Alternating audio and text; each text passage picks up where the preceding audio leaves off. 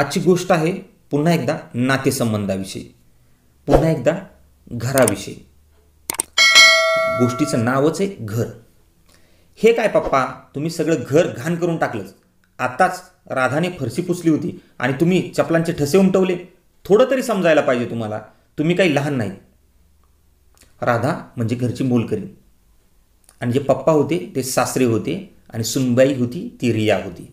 सुनबाई रियाच्या तोंडून हे ऐकून अनिलजींना धक्काच बसला. पोलीसच्या नोकरीत उच्च पदावर काम करताना त्यांच्या एका आवाजाने अपराधी, हो अगदी मोठे मोठे अपराधी थरथर कापत असत. आणि आज त्यांची सून त्यांच्याच घरात त्यांना मोठ्या आवाजाने इतके ऐकवत होती. तेवढ्यात अनिलजींची पत्नी त्यांना सोप्यावर बसवत म्हणाली, काही हरकत नाही हो, सुनेचे बोलणे काय मनावर घ्यायची, फक्त तोंडाने फटकळ आहे, तसे तिच्या काही मनात नसते, आपले लेकीसारखीच आहे ती. अनिलजींनी पत्नी रमाकडे बघितले, जसे की विचारत होते की खरंच, आणि त्यांच्या ओठांवर हसू तरळले. पण डोळ्यांच्या कडा मात्र थोड्याशा ओलावल्या होत्या. त्यांचा आत्मसन्मान कुठंतरी दुखावला गेला होता, आणि हे नेहमीचंच झालं होतं. सोप्यावर बसून ते विचार करत होते की किती प्रेमाने हे घर बांधले होते. एक एक वीट आपल्या मनाप्रमाणे रचली होती या घराची, जेणेकरून निवृत्तीनंतर पती पत्नी सर्व सुखसुविधांनी युक्त असणाऱ्या घरात आरामात राहू. परंतु आज सर्व जग त्यांच्या खोलीपर्यंतच मर्यादित झाले आहे. खोलीतून बाहेर निघावे तर किती ऐकावे लागत आहे. थोडी काही चूक झाली वयामानानुसार तरीसुद्धा बोलणे बसत आहेत. हॉलमध्ये शेकोटी पेटवण्यासाठी, थंडी लागू नये म्हणून शेकोटी पेटवण्यासाठी आवडीने भिंतीत चिमणी, म्हणजे त्याला फायर प्लेस म्हणतात, ती बसवली होती. थंडीच्या दिवसात तेथे शेकोटी करून त्याचा शेक घ्यायचा असतो, आणि तो शेक घेत घेत रमासह, म्हणजे अनिलजींच्या पत्नीसह भाजलेल्या शेंगा खायच्या, असा त्यांचा विचार होता. पण काय हिंमत की सुनबाई थंडीत शेकोटी पेटवून देईल. ती म्हणायची सर्व घरात राखेचे कण पसरतील. मग ती चिमणी तशीच रंगवलेली दिसायची, एकदम नव्यासारखी, कारण सुनेला ती तशीच आवडायची. हा सर्व विचार करत असतानाच त्यांच्या हातात, म्हणजे अनिलजींच्या हातात कॉफीचा मग घेऊन रमा, त्यांच्या पत्नी, त्यांच्याजवळ आल्या व बसल्या. त्या म्हणाल्या की मी तुम्हाला चांगले ओळखते, आणि मला माहिती आहे की माझ्या हातची कॉफी पिल्यानंतर तुमचा राग शांत होऊन जाईल. आणि रमा तरी काय करू शकत होते. पती म्हणजे अनिलजी आणि मुलगा सोमेश या दोघांच्या प्रेमात अडकलेली एक भारतीय स्त्रीच होती. दोन्ही बाजू सांभाळत होती. तिला पतीही पाहिजे होता व मुलगाही पाहिजे होता. कधी मुलांचे ऐकायचे तर कधी पतींचे ऐकायचे.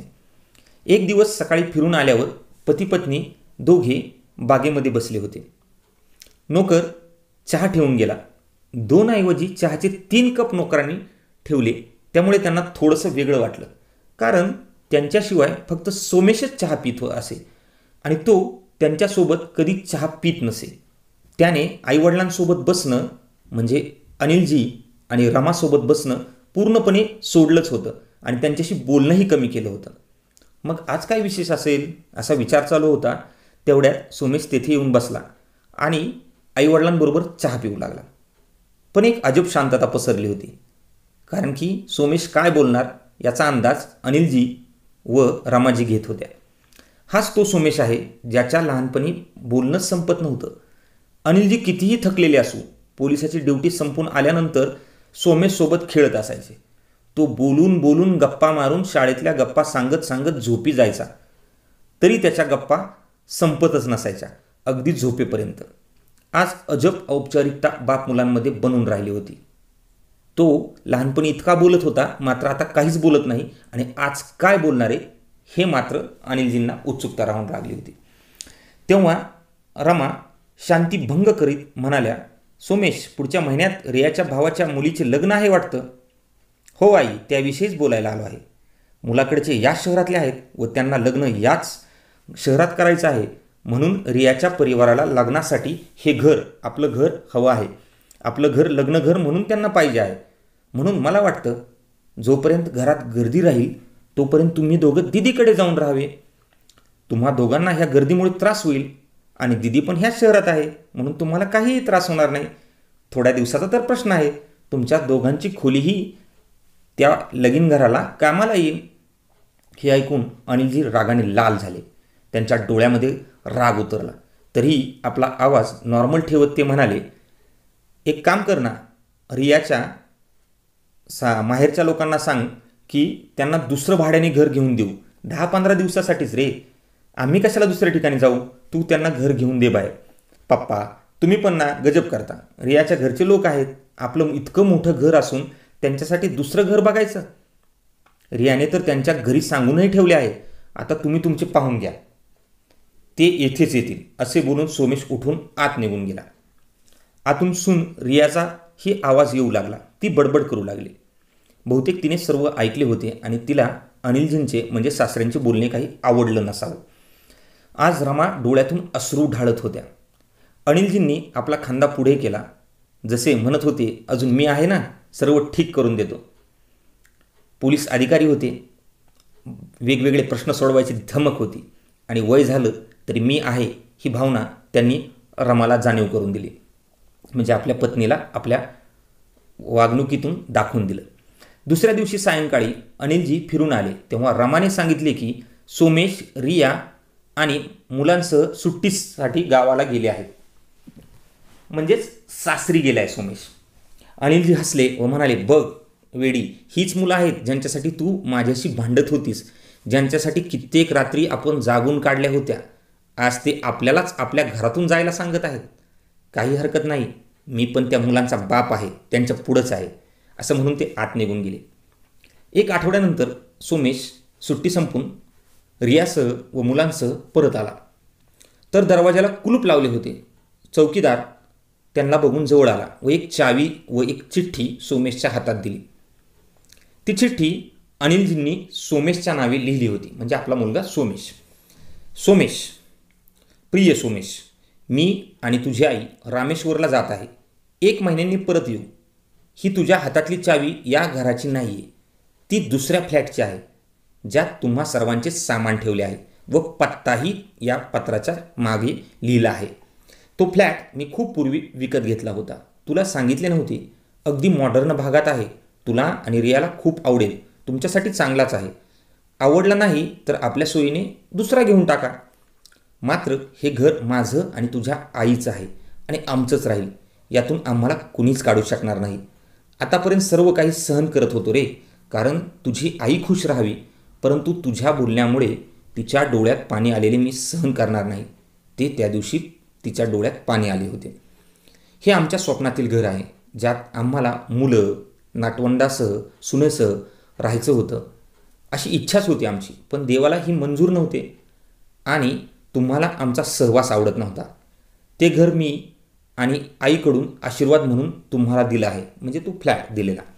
इच्छा असेल, आवडला तर ठेवा, नाहीतर ती चावी आम्हाला पुन्हा परत करा. आईवडील या नात्याने आम्ही आपला आत्मसन्मान सोडू शकत नाही. आमच्यानंतर या घराचं काय होईल तर हे घर ट्रस्टला दिलं जाईल, जे इथे वृद्धाश्रम बनवेल, असा करारच केला आहे आम्ही. या घरावर तुमचा किंवा तुझ्या सख्या बहिणीचा काहीही अधिकार राहणार नाही.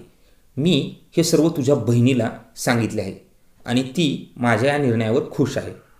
आशा आहे मला की तू सुद्धा खूप खुश असतील माझ्या निर्णयावर. सदैव आनंदी राहा. तुझाच पप्पा. आणि खाली अनिलजींनी सही केली होती. हे वाचून सोमेशला तर धक्काच बसला. डोळ्यात अश्रू होते, कारण की हा नहिले पे दहला होता. म्हणतात ना, शेरात सव्वा शेर. शेवटी त्या मुलाचे ते बाप होते, एक पाऊल पुढेच असणार. परंतु हे माहीत नाही की ते अश्रू जे सोमेशच्या डोळ्यात आले होते ते पश्चातापाचे होते की इतक्या मोठ्या घरावर, संपत्तीवर पाणी सोडावे लागले म्हणून होते. वडिलांची संपत्ती मुलाचीच असते हा विश्वास तुटल्यामुळे कदाचित पाणी आले असेल असंही वाटून जातं. तुम्ही सदैव प्रसन्न राहा. जे जुने लोक आहेत त्यांना माझा सल्ला आहे की जी तुम्ही कमवलेली संपत्ती आहे ती तुमचीच असते. मुलंही तुमची आहेत, लेकीही तुमच्या आहेत, सुनाही तुमच्या आहेत, तुमचे नातवंडही तुमचे आहेत. परंतु तुमच्या आत्मसन्मानाला कुठेही ठेच लागल असं वागणूक जर होत असेल तर नक्की तुम्ही अनिलजींचा आणि रमाजींचा आदर्श घ्या आणि या गोष्टीप्रमाणे वागा. म्हणजे नवीन पिढीला आपल्या तीर्थरूपांशी, आपल्या ज्येष्ठांशी कसं वागायचं याची अक्कल येईल असं म्हटलं तरी वावगं ठरणार नाही. सदैव प्रसन्न राहा. तुम्हाला ही काल्पनिक कथा जर आवडली असेल तर माझ्या आठवणीतील कथा या यूट्यूब चॅनलला नक्की सबस्क्राईब करा आणि हो, शेजारी बेल आयकॉनचे बटनही निश्चित प्रेस करा, म्हणजे तुम्हाला वेळोवेळी अशा वेगवेगळ्या कथांचे नोटिफिकेशन येत राहतील. धन्यवाद.